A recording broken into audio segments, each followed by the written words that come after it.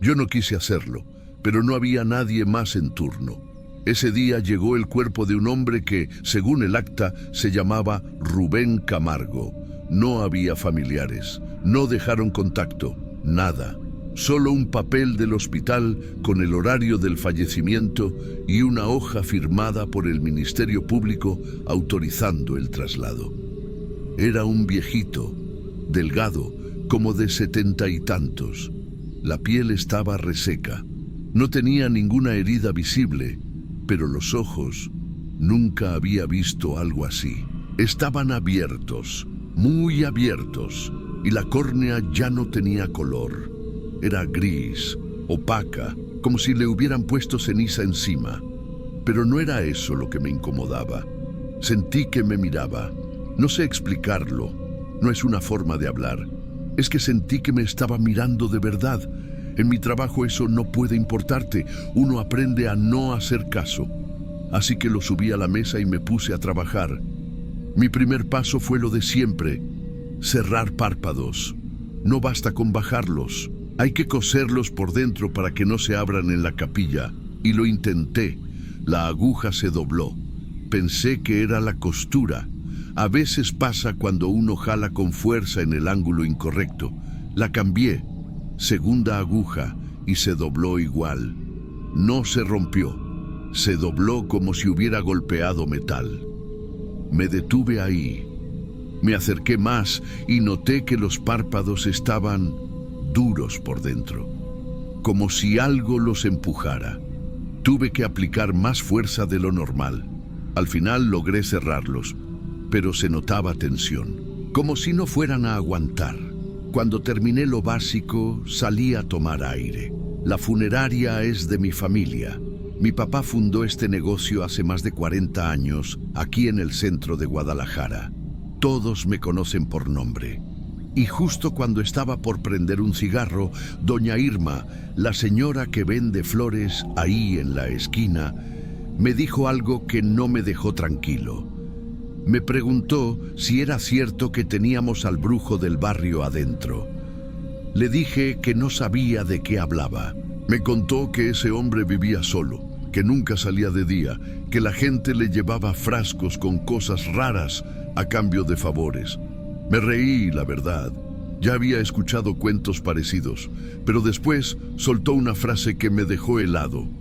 A ese no le puedes cerrar los ojos, mijo, lo vas a enojar.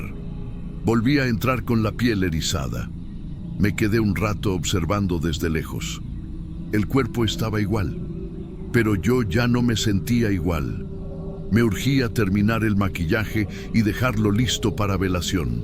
Volví a la mesa, encendí las luces, ajusté el cabezal y comencé con el trabajo fino.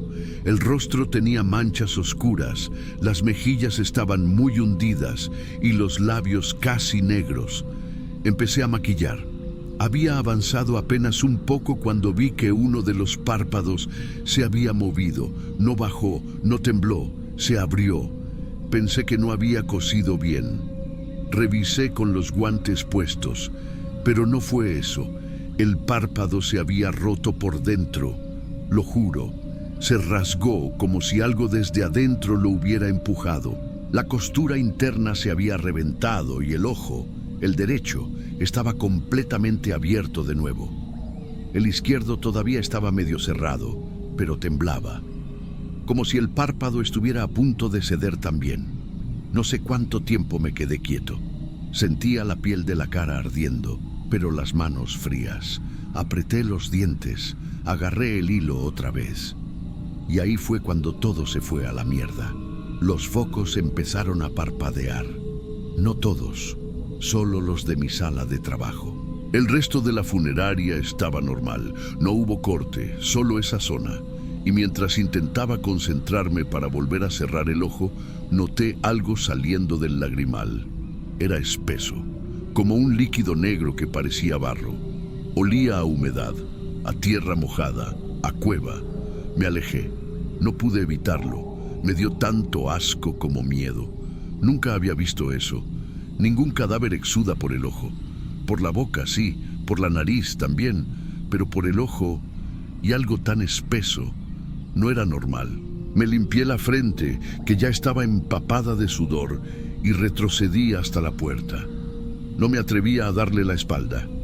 Esa sensación de que me miraba había vuelto, pero ahora era peor, porque lo estaba haciendo. Ese ojo me seguía. No sé si fue 1 minuto o 20, pero estuve parado frente a ese cuerpo sin moverme, con el corazón latiendo en el cuello. Tenía la boca seca. El aire ahí dentro se sentía distinto. No era calor, era pesado, como si algo invisible me estuviera apretando los hombros. Quise salir, quise dejarlo así, pero no podía. Esa sala era mi responsabilidad, y además era mi nombre el que estaba en la hoja del turno. Entonces me obligué a acercarme. Di 2 pasos, y justo cuando iba a tocarle el rostro otra vez, el otro ojo también se abrió. No lo soporté, di un paso atrás tan rápido que casi me voy al suelo. Quería convencerme de que era el rigor mortis, de que era tensión en el músculo, de que a lo mejor yo mismo había hecho mal la sutura, pero no era eso. Los ojos no se abrían por reflejo, se abrían porque algo desde adentro los estaba forzando, y lo peor fue lo que vino después.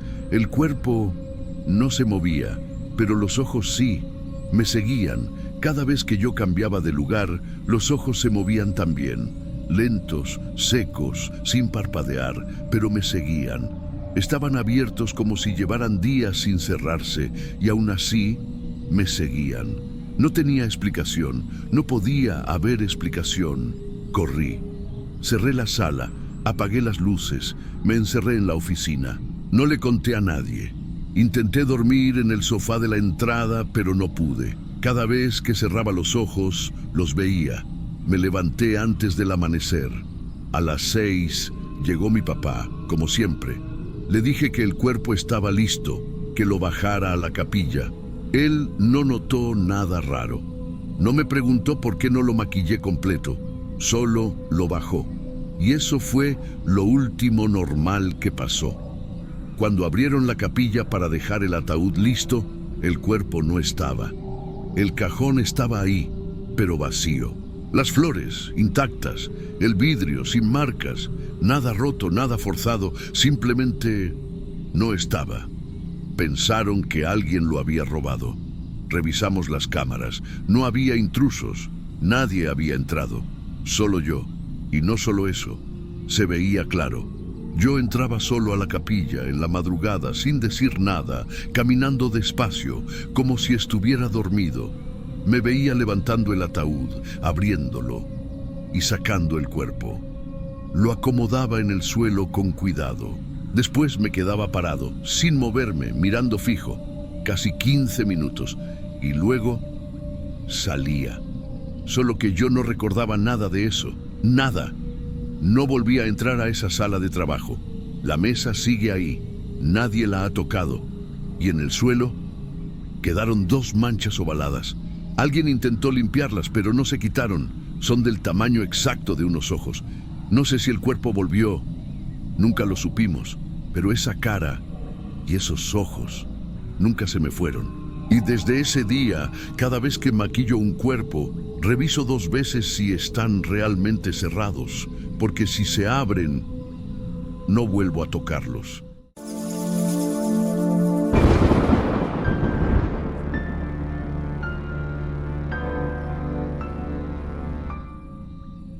Lo primero que me dijeron fue que el crucifijo no debía quitarse por ningún motivo.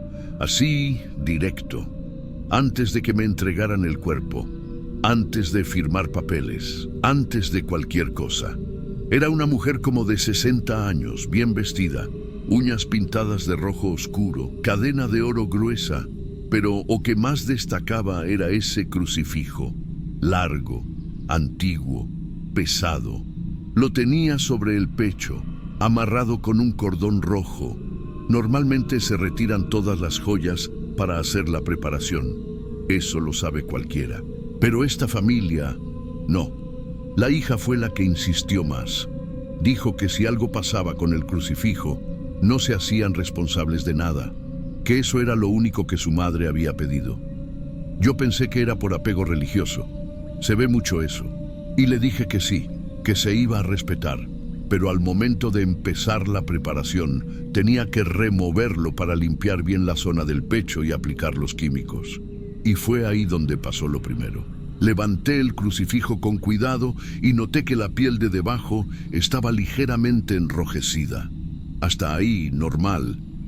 Pero cuando mi guante tocó el lugar donde estuvo el metal, sentí como un ardor. Me quité el guante pensando que se había roto o algo, pero no. La piel de ella tenía una marca roja, bien marcada, como si le hubiera quemado el pecho. Y no lo digo de forma simbólica. Me refiero a una quemadura superficial, de forma cruzada. A esa altura, no pensé en nada raro. La puse en la cámara de refrigeración número 3, la que da hacia el pasillo. Esa noche yo estaba solo, como muchas veces. El encargado del turno de limpieza ya se había ido. Eran como las 11:30 cuando la cámara 3 se apagó por primera vez. Pensé que era un corte de energía parcial, algo de la instalación. Fui a revisar el tablero y volví a encenderla. A la 1:42 volvió a apagarse, pero esta vez, antes de levantarme, miré los monitores. Tenemos cámaras dentro de la sala de conservación y una justo arriba de cada bandeja, y lo que vi fue como si algo se hubiera movido levemente en la bandeja 3. No fue un espasmo, ni una caída, ni una imagen borrosa. Fue un movimiento lento, como si alguien girara ligeramente el cuerpo hacia un lado. Volví allá, abrí la cámara. El cuerpo estaba en la misma posición, aparentemente. Pero el crucifijo ya no estaba colgado en el cordón. Estaba apoyado sobre el pecho, cruzado, como si alguien lo hubiera colocado con cuidado, pero sin amarrarlo de nuevo. Y eso sí me puso mal, porque yo no había vuelto a tocar nada desde que lo removí para limpiar. Nadie había entrado. El acceso estaba cerrado. Volví a colocarlo donde estaba antes. Lo até de nuevo con el cordón y apagué la luz de la sala. A las 3:14 volvió a fallar la cámara. Otra vez, la número 3. En el monitor, el cuerpo no se movía, pero había algo más, como una especie de neblina interna, difícil de explicar. Se veía como vapor. No me acerqué, no esa vez. Me quedé mirando la pantalla hasta que el sistema reinició solo, como si nada. Al día siguiente, a las 9 en punto, empecé el embalsamamiento. Es un proceso largo. No es solo inyectar líquidos, hay que drenar, hay que tratar zonas delicadas, hay que asegurarse de que el rostro quede presentable, y desde el inicio algo andaba mal.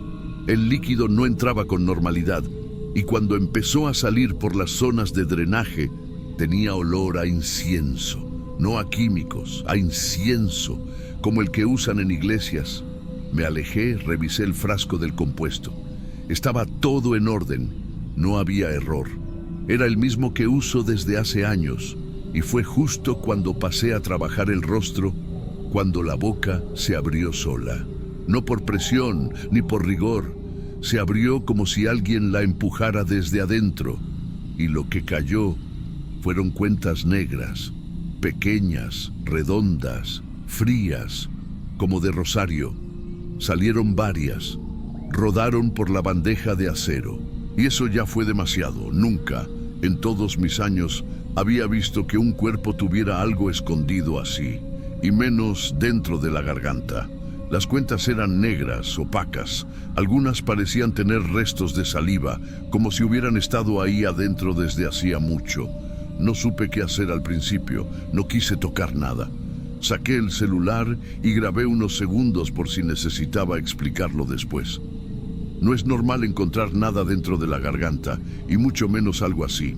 Lo raro fue que al revisar el video más tarde, no se escuchaba nada. Se veía bien, pero no se oía ni un solo sonido, ni el mío, ni el de las cuentas cayendo, ni siquiera el zumbido del refrigerador de fondo. Todo en completo silencio. Volví a cerrar la boca con los instrumentos, como se hace siempre. Sellé como pude y limpié todo lo que había quedado en la bandeja. pero desde ese momento sentía que el cuerpo no estaba igual, como si no se dejara trabajar. En cada movimiento había una especie de tensión en los músculos, como si se resistieran. Quise terminar lo antes posible, y justo al final, cuando ya estaba colocando el vendaje del pecho y me quedaba solo fijar el crucifijo, fue cuando pasó lo peor. Toqué el crucifijo con los dedos desnudos, porque quería acomodarlo bien. No había razón para usar guantes en ese momento, pero el metal estaba hirviendo. Literal, me quemó la yema de los dedos. Lo solté por reflejo y cayó sobre el pecho, donde volvió a quedarse como clavado. El cordón no estaba tan ajustado, pero no se movió más. Y ahí el cuerpo se arqueó.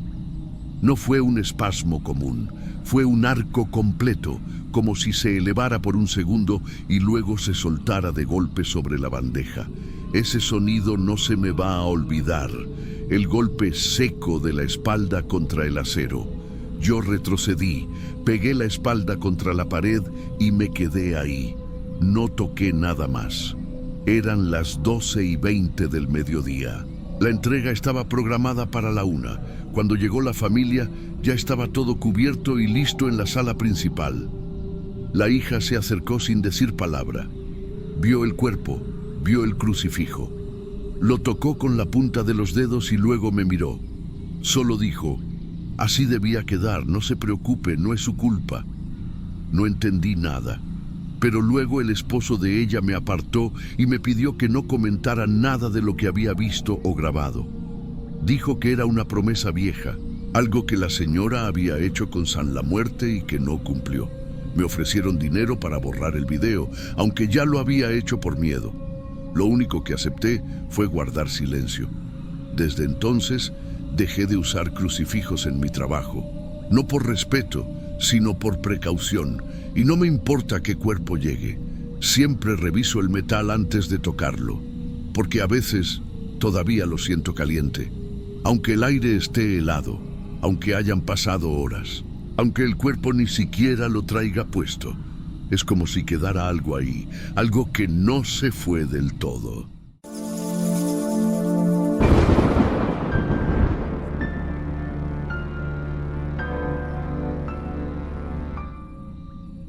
Yo no sabía que el cuerpo venía del mismo pueblo. Me avisaron que iban a traerlo al mediodía, pero cuando llegaron ya eran como las 4.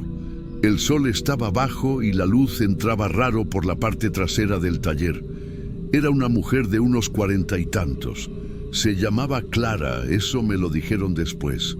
Lo primero que noté fue que venía sucia de tierra, como si la hubieran sacado de una zanja. Pero no tenía olor a descomposición fuerte. Más bien, olía como a humedad. Los de la policía me dijeron que la encontraron medio enterrada en el jardín de su casa, boca arriba, con una manta encima y con los brazos cruzados como si alguien la hubiera acomodado. Yo ya he visto de todo, pero había algo en ese cuerpo que me puso incómodo desde el primer momento. No sé si eran los pies, que estaban llenos de costras de barro seco, o si era que tenía los ojos entreabiertos y en lugar de estar vidriosos, estaban opacos, como si tuvieran una capita blanca por encima.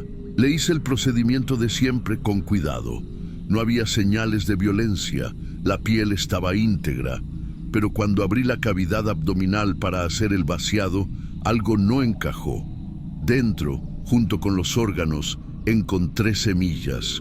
No era una o dos, eran varias. Y eran semillas completas, sin daño.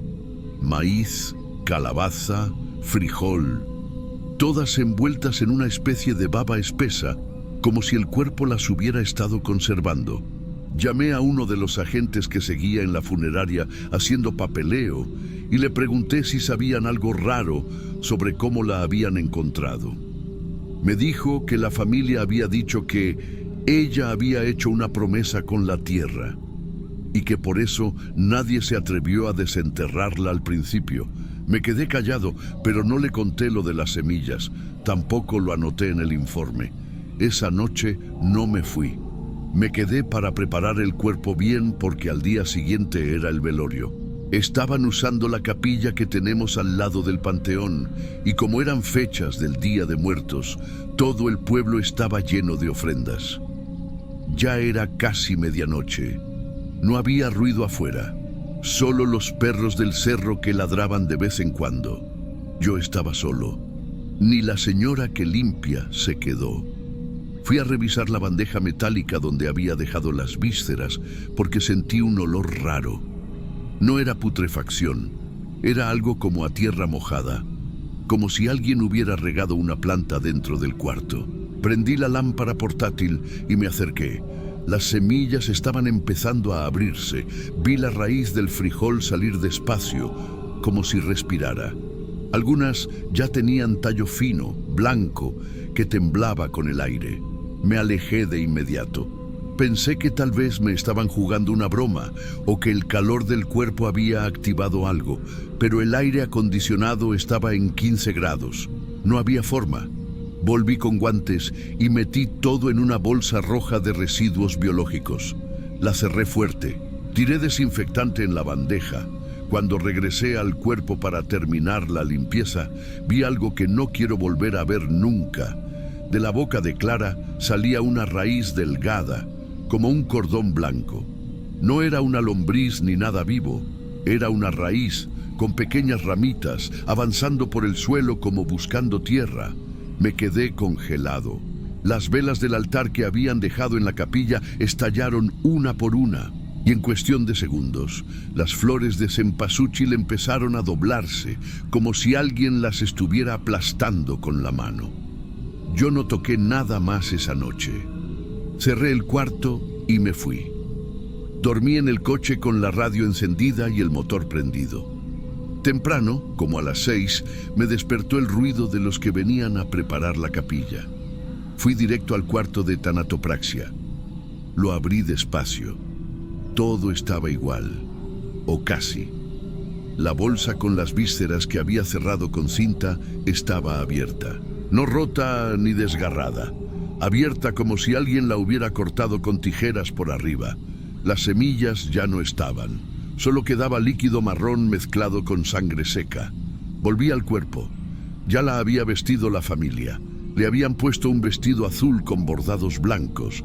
Tenía flores frescas alrededor, pero el olor a tierra mojada seguía ahí, más fuerte. Me acerqué y vi que la raíz que había salido de la boca no estaba. Pero al levantar la bandeja metálica de drenaje, donde cae todo el líquido, vi algo que no voy a olvidar nunca. Había brotes, verdes, delgados, 3, creciendo entre los residuos que no alcancé a limpiar bien. Uno tenía la forma exacta de una mano con los dedos abiertos. Yo no creo en santos ni en cosas raras. He trabajado en esto desde los 17 años. Vi cuerpos desmembrados, suicidios, cuerpos quemados. Pero lo de Clara fue otra cosa. Esa misma tarde, el hijo mayor vino a agradecerme.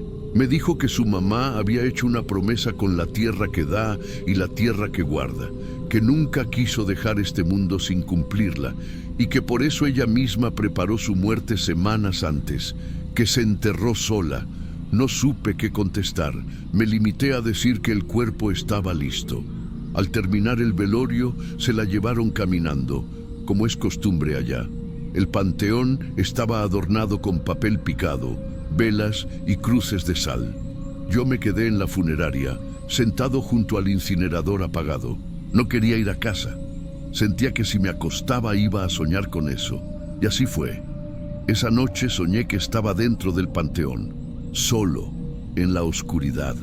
Sentía que el piso respiraba bajo mis pies.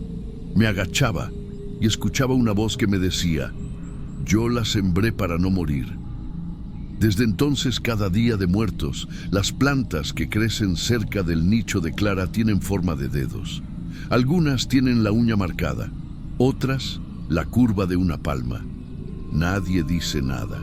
Todos van a dejarle flores como si nada pasara, pero yo sé, porque fui el que la abrió, el que encontró las semillas, y cada año, cuando huelo tierra mojada mezclada con formol, me acuerdo de Clara. No por cómo murió, sino por lo que quiso dejar creciendo.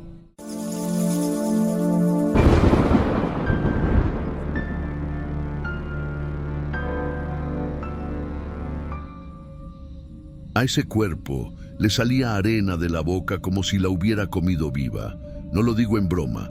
Lo sacaron del muelle enredado en las redes, todo torcido, con los dientes partidos y la lengua mordida. Yo no pregunté nada, nomás asentí con la cabeza cuando me lo dejaron en la plancha. Pero fue la mamá la que me paró en seco.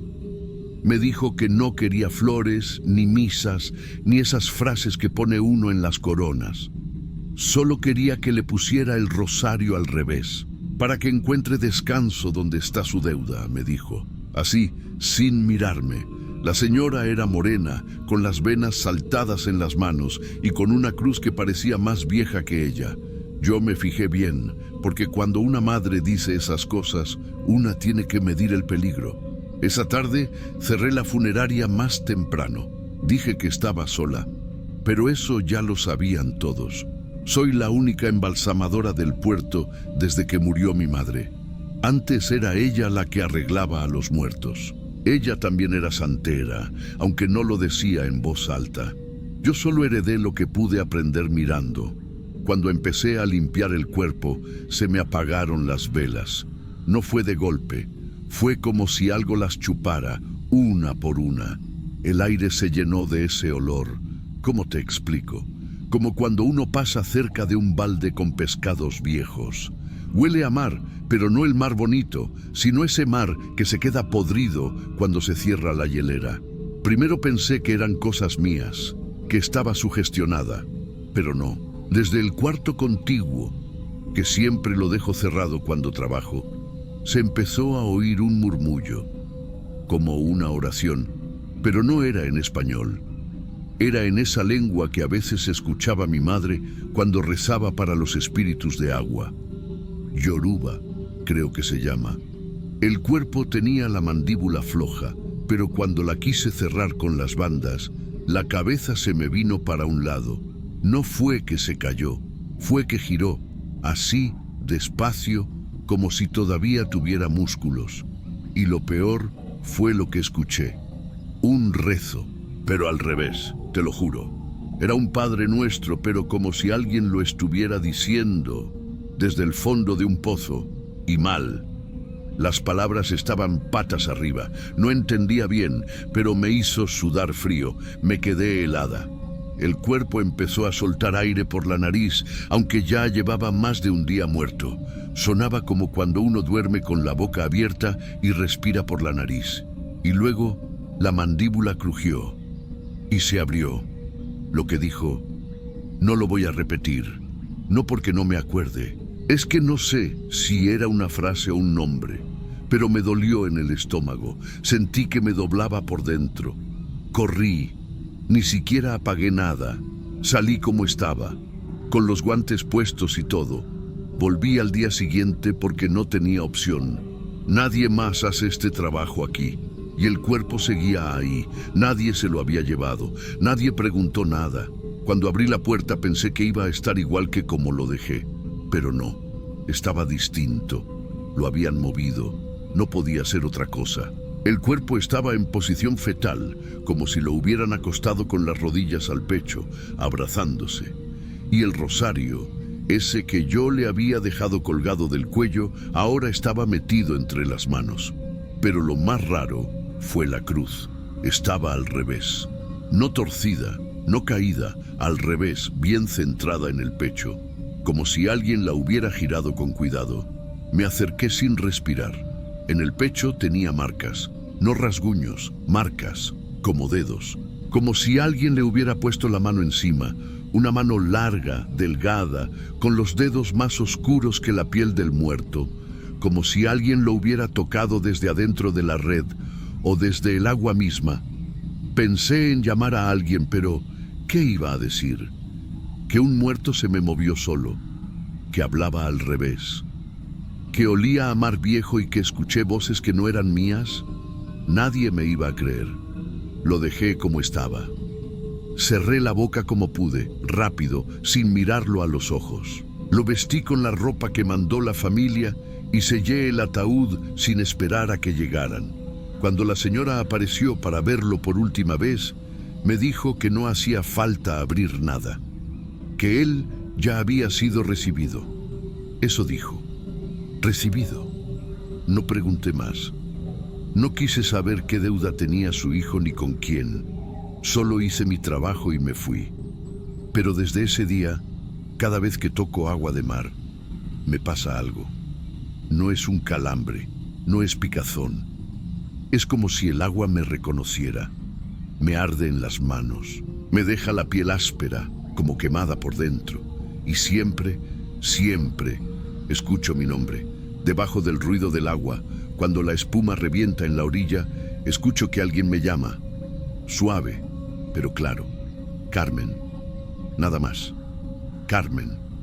No le conté a nadie esto, ni a mi hermana ni a los que trabajan en la funeraria que está cruzando el canal. Me da vergüenza decirlo, pero yo sé que no estoy loca. Una vez, después de mucho tiempo, fui a dejar flores a la tumba de mi madre y me quedé sentada en la piedra, mirando hacia el mar. Fue ahí cuando me di cuenta de que no era el cuerpo el que hablaba al revés, era la deuda. Y esa deuda, a veces, no es del muerto, es de quien lo prepara.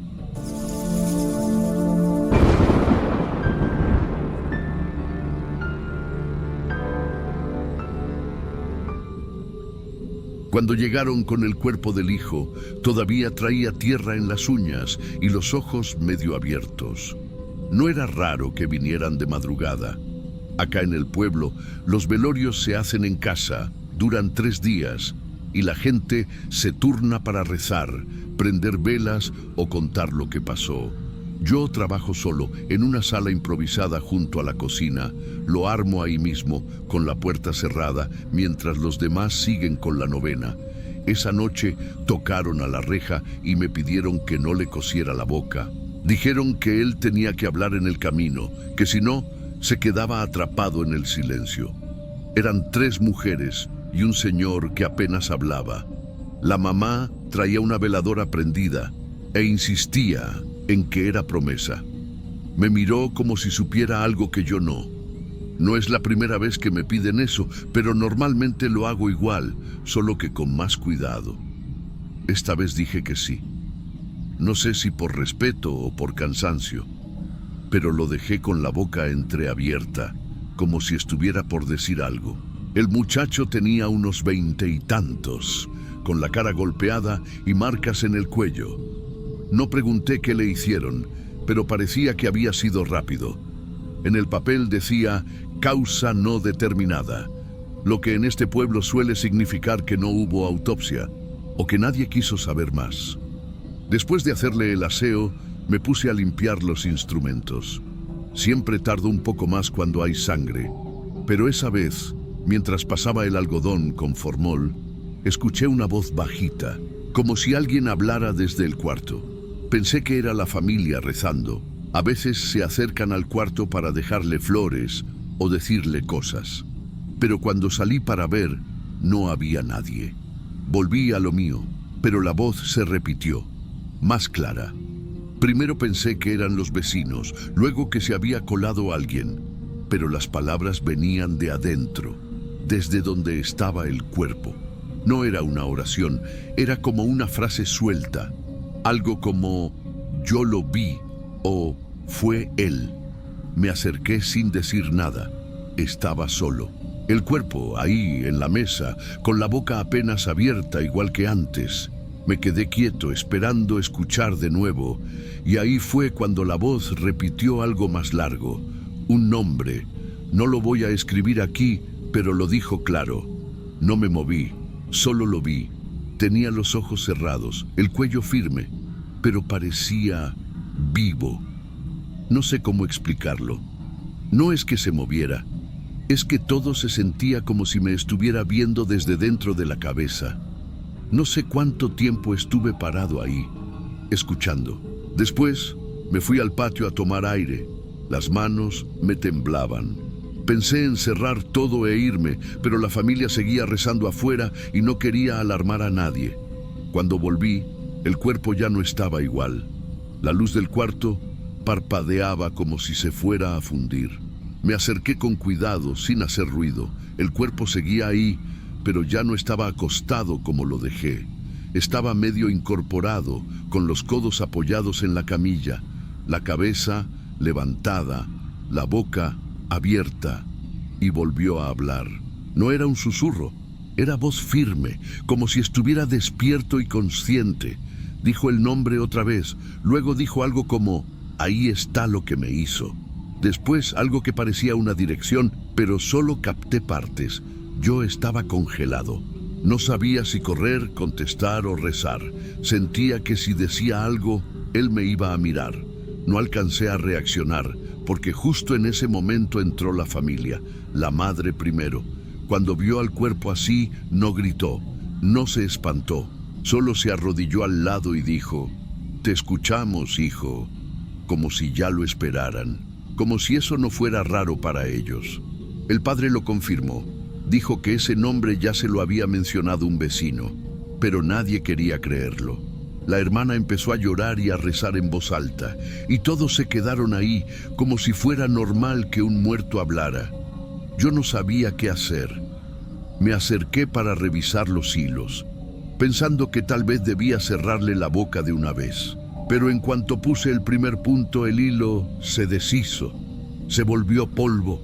Lo vi con mis propios ojos, se deshacía en el aire como ceniza. Probé con otro, lo mismo. Era como si el cuerpo no aceptara ser callado, como si coserle la boca fuera una falta grave. Esa noche no dormí. No quise cerrar el cuarto. Me quedé afuera, en una silla, esperando que amaneciera. Lo peor fue lo que pasó después. Al otro día, corrió el rumor de que el nombre que el cuerpo había dicho, ese hombre apareció muerto. En un baldío, no muy lejos. Nadie lo había tocado, pero tenía la lengua cortada. Ni una gota de sangre en el suelo. Como si se la hubieran quitado en otro lugar. No lo relacionaron con el velorio, al menos no en voz alta. La familia se fue al tercer día. Dejaron velas, flores secas y una imagen rota de San Miguel. Dijeron que no debían quedarse más tiempo. No me explicaron por qué. Desde entonces nadie más me volvió a pedir que cosiera la boca. Al contrario, algunos llegan y me dicen que si por favor la deje abierta, por si el difunto tiene algo pendiente. No sé si fue una maldición o una promesa rota. No me meto en eso. Solo te digo que cada vez que llueve de noche, escucho esa voz otra vez desde dentro del cuarto. Y siempre es diferente lo que dice. Lo que sí es igual es que nunca es rezando.